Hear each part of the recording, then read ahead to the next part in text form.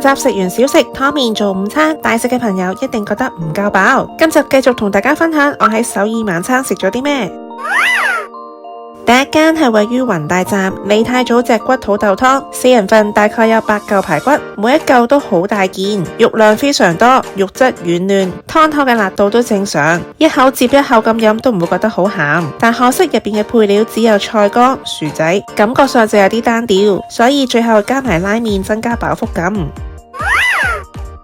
第二間都係位於弘大站翁多來燉雞，份量有1隻雞，足以3個人食。雞件沾滿咗甜辣醬汁，肉質都好嫩滑，入邊仲有大量嘅蔬菜、薯仔、粉絲，食到最尾仲可以用剩低嘅材料嚟整一個拌飯，索晒啲醬汁真係好惹味，食完係超級飽。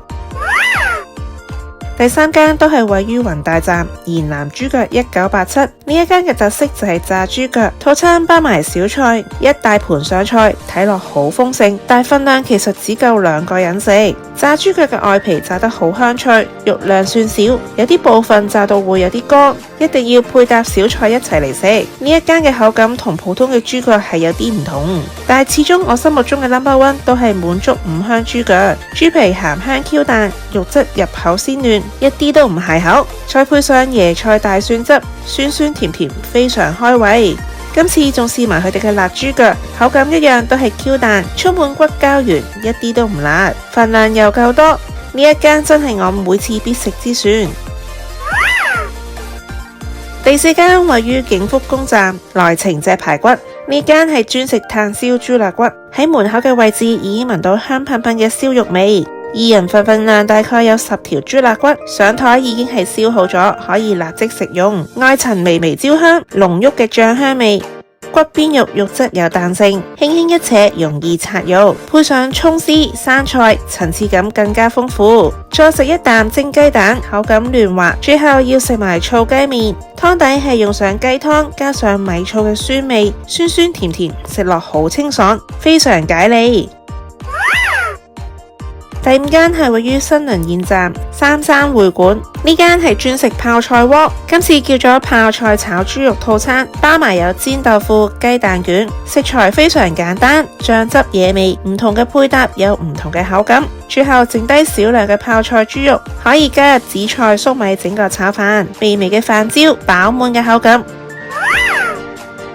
第6間係位於孔德站大賞銅盤烤肉，先喺銅盤邊放入清湯、粉絲、蔬菜，再將調味牛肉放喺銅盤中間烤肉，肉汁會慢慢流入盤邊，牛肉軟嫩，唔使點醬汁都覺得好夠味。亦都可以將牛肉放入盤邊變成牛肉火鍋，蔬菜吸晒牛肉汁，非常好味。呢一間小店價錢便宜，份量又夠多，好抵食。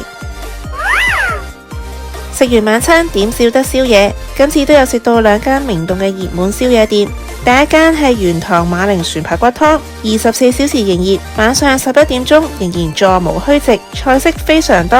細 size 嘅份量有3至4嚿排骨，入邊仲有粉絲、薯仔、韭菜、紫蘇葉、金針菇、菜乾，非常豐富。排骨肉、蔬菜吸晒啲醬汁，非常辣，越食越惹味。第2間當然係 BHC 炸雞。晚上10點鐘仍然堂食外賣不斷有，我最中意就係芝士無骨炸雞，啖啖肉配上酸甜乳酪醬，完美融合，真係好好味。